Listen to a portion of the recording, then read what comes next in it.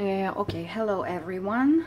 Since my recent Suitcase album was such a great success, and I'm really grateful to you for all the comments you left on my post in Facebook.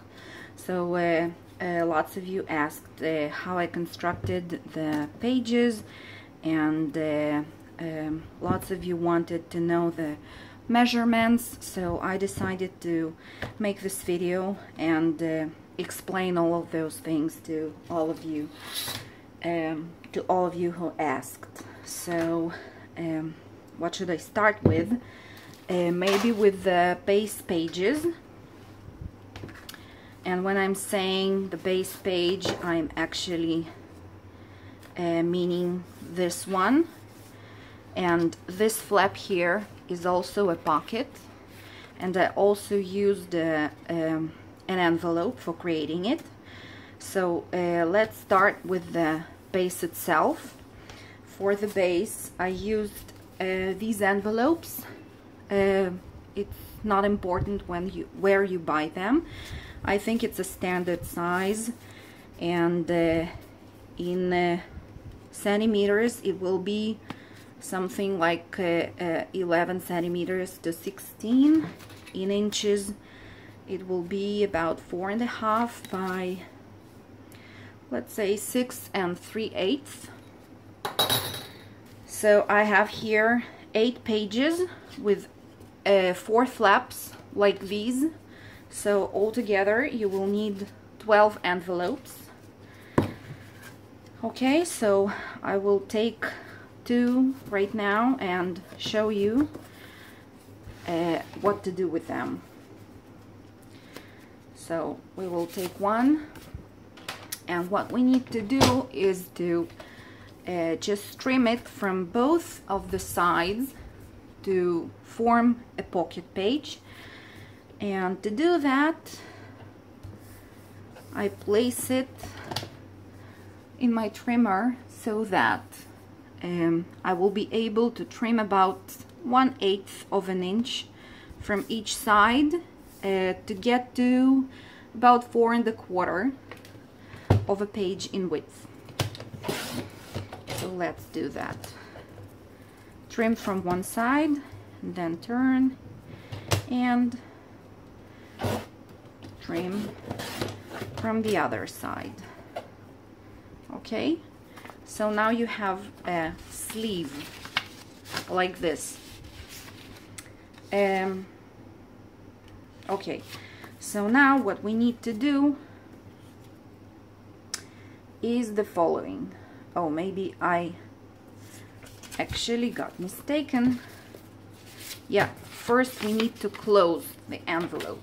I'm so sorry, guys. This is my first shot, so just forgive me. Okay, so let's just close the envelope. I'm using score tape for this, but you can use any kind of glue you want, any kind of glue you prefer and feel comfortable with. Okay, so we will close it first, and then we will trim like this and like this, as I told before, to get to 4.25 from this short size. Now we have a sleeve, and this flap is actually glued, so this is what we need. Just to make it more stable, you know, I would add glue here in the corners from both of the sides, because either you are adding this to the binding, to the hidden hinge binding system from this side, or either you add a flap from this side. It would be better for the edge to be more stable. So now about this second part of the flap and the pocket. Let's first measure, because I don't remember. Okay, the flap itself is 3.25. Okay, so we actually will need 3 1/4 and about 3/8 of an inch additional space for the binding. So I'm trimming it like this with the flap open to 3 5/8 of an inch. Okay, I have this flap cut off. Don't throw it away, we will use it for something else. And now what you need to do, you need to take your scoreboard and to score it on the short side, sorry, to 3 1/4 of an inch, like this. Okay. Now what we will do is the following. First we will trim the corners like this, and we will cut these parts off because we do not need them.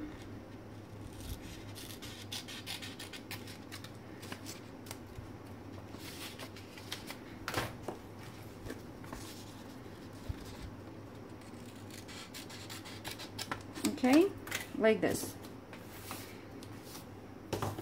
Great. So now you have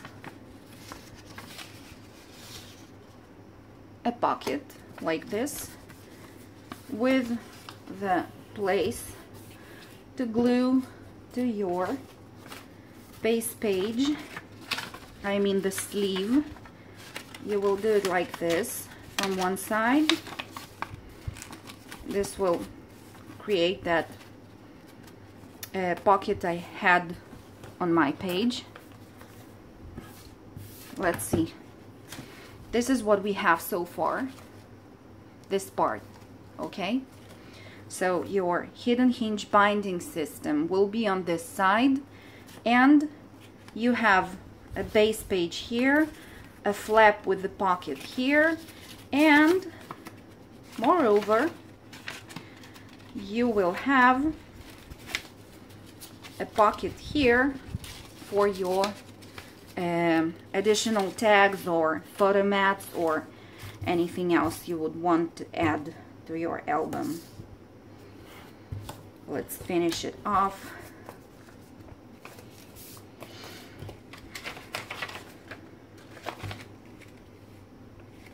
Okay, just don't glue it till the end. Leave a bit of a score line there to let it close freely. Okay, now you can embellish this and this part according to your taste. About the part that we have here, what I made with it is the following. I just created those corners for holding additional tags inside the album. So to make this part, you will need to do the following. Just fold it in half, really straight. Okay, like this. Now get rid of these parts, we don't need them, and cut like this in the following manner. Trim the corner here. Now what you can do, or you can leave it like this, or what I did, I also cut off one of these parts. I was left with a piece which looks like this. Okay, so now what you have to do is only add any kind of glue you prefer on this flap and close it. This gives you a really neat corner that you can glue to your page from any side you want. I just applied glue to all of the space here and glued it down on top of the patterned paper once I already covered the page with it. So I think it looks really nice. About the tags inside, let's see. I already pre-cut the papers, and I will give you the measurements. Okay, let's see first. In the album, I have several kinds of the tags and photo mats. I already said that I have 8 pages, so I have 4 tags, as you can see, that are simple ones that look like this. They're single, I mean. And I also have 4 that look like this, bigger photo mats. So to prepare these so that they match the size of the base page, you need 4 pieces of cardstock which measure 4 by 6, 4 of these, and 4 pieces which measure 7.5 by 6 and 1/8 of an inch, but it's according to your liking. If you want, you can make it smaller. So on the 7.5 inch side, I just score it at the 3 3/4 of an inch mark and fold it in half. Then what I did, I was just using my crocodile corner chomper, the stub part of it, to create something like a ticket. You can leave it plain or use any other corner rounder which you like. Okay, let's move on. Now, what is left? Let's see about the measurements of the covers.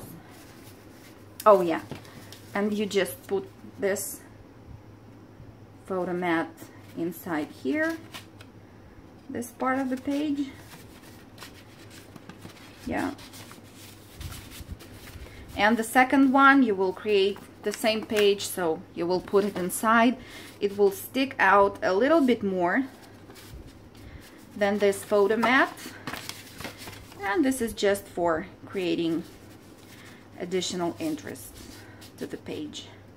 Will be something like this, as you can see here, and you will just understand that there is something inside and you can pull it out. Okay, so about the covers, as you can see, we have here 1, 2, 3, 4, 5 parts on our cover, and the sizes are as follows. 2 of these pieces measure 6 5/8 by 5 inches. You need 2 of these. You also need two parts for creating these, the sides. The parts measure 6 5/8 of an inch by 2 7/8 of an inch. And for the flap here, you will need chipboard piece which measures 6 5/8 of an inch by 1 3/4 of an inch. I will put the measurements inside the box at the bottom of the video, so you will be able to check it out there, because I didn't put it down anywhere right now. Now, I don't know which closure you will want to use for your album. I use these buckle hooks. This is how they are called. I think I bought them from AliExpress, and I will give you the link also in the description of this video. So there were 20 parts. I'm sorry, where is the second part? Okay, there were 20 parts that look like this, and another 20 that look like this. Okay, so as you can see, there is about 1/8 of an inch height here in both of them. So if you want your album to close properly, which I wanted obviously, I needed, once I attached these parts to the flap cover, I needed to raise this part of an album, to raise it 1/8 of an inch, so that my album will close straight. So for this raising part, you will also need another piece of chipboard, which measures 6 5/8 of an inch by 3 1/4 of an inch. Okay, and the process is just the same. You wrap it with the Kraft cardstock or any other paper that you use, and just glue it to the cover on top, and just measure where exactly the second part of the buckle hook should be. You mark everything, and then you just get the perfect result. As for the handle, several of you asked how I made the handle. It's actually very easy. For making the handle, you will need the brads, these brads, and I think these are called D-rings. The size of D-rings I have here is 3/4 of an inch, but you can get them in any size you prefer, or you can you can get in your local shop. These are from Daiso, for example. These are about 3/4 of an inch, and these I bought separately. They are 1 inch. Here, I mean, the size of the of this part is 1 inch, as you can see. So if you will be using these 1 inch D-rings, for creating the handle, you will need several pieces of cardstock. I also used Kraft in this case, but now only for the tutorial I'm using just regular cardstock. And by the way, I colored to get this this look, like leather-like look. I colored the Kraft cardstock with distress spray stains. I used the vintage photo and a little bit of rusty hinge, and then once the paper was dry, I added a little bit of walnut stain on the edges. And then what I did was I took the distress crackle paint and just covered all of the handle on top with the distress crackle paint. Okay, so what you will need is, for creating the handle itself for this piece, you will need cardstock which measures 2 1/8 of an inch by, let's say, 11 3/4. It's actually not important, but the longer the better, because then you will score it and at 3/4 of an inch, 1.5 inch, and then you will just fold it in this fashion, okay, and glue everything down here and here to close it really good with glue and seal. And then you will just bend it a little bit. Oh, you will bend it, of course, after you will color it to create that leather-like look. Okay, then what you will do, you will measure how long you need your handle to be, and for this you will also need to create those two parts which actually hold the handle from the sides. The measurements are almost the same. but it's 2 1/8 of an inch, and I scored at the same places, 3/4 of an inch and 1.5 inch. You fold them in the same way like you folded the handle. They should be the same width, okay? So you fold them. You also color them and paint them with Distress Crackle paint. Once everything is dry, you are ready to assemble your handle. And what you will do, you will take a D-ring. You will start, let's say, from this side. You will score, no matter where you score exactly, you just score somewhere to fold it because it's quite thick and firm. So in order to help yourself, you will just score it at some place. You will put a D-ring, sorry, like this, with the flat side out, okay?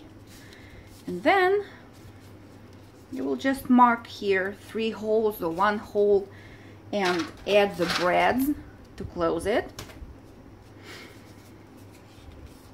And then you will bend it a little bit more and do the same from the second side. You will also add another D-ring with the flat side out, okay, like this. The axis, the axis here, you will just cut off. Let's cut it off, okay, like this. So this is already forming into the handle. This is this part, okay? And just wrap it with the another piece. Let's see, our handle is 4 1/4. So I will take 3 3/4. I will wrap it like this, okay? And here I need to match. Actually, I'm gluing all of this down really well because the handle will be working a lot when you will take your album. Okay, now for these parts, the process is almost the same. We already have them glued. You will fold them in half. You will attach them here to this side and to the second side.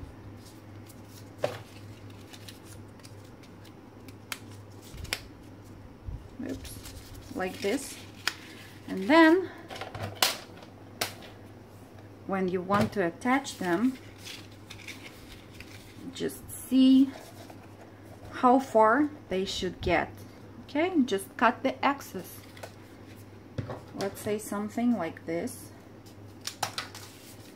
and something like this, okay? And then to make it look more beautiful, to make it look nicer, I just used my crocodile corner punch. I think it was 1/8 of an inch to round the edges a little bit, okay? So this way your handle is ready. Let's see why it's not focusing. Okay, like this. Okay, great. About the rest of the things, let's see which dies I used, because several of you asked as well about the dies and the stamps. So mostly these are the dies that I found very handy while creating this album. This one is for the tags. It's by Suitcase. It's called tags number 3. Okay. Another one is also from Suitcase, and it's called, I have the template stamp was here preventing me from seeing. I don't know how it's called. I don't understand from here. Pocket with scallop edge. Okay, another one is this cameo frame from Tim Holtz. Ornate frame, this one. And for creating this piece here, for example, I used this die. It's called Styled Labels. For creating the envelopes here on the back, these ones, I used this pocket envelope die from Tim Holtz. Okay, about the stamps. There are several stamps here that I used. Here, for example. And where else? The same. I think several are somewhere. Oh, here on these envelopes actually. So the stamps are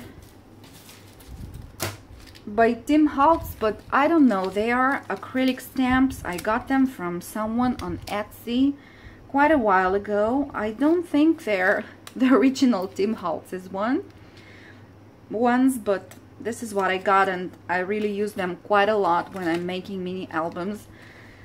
So maybe try to find them or try to get the original ones, of course, which is better. And for the stamped image here on this card, I used the stamp from Joy Crafts. It's called, I don't know, I think it's Vintage Butterfly or something like that. I really like how this one turns out. Okay, so these are the main things that you asked and wanted to know. I hope it was useful and helpful. If you still need to know something additional about this album, just let me know. For now, thank you and bye-bye.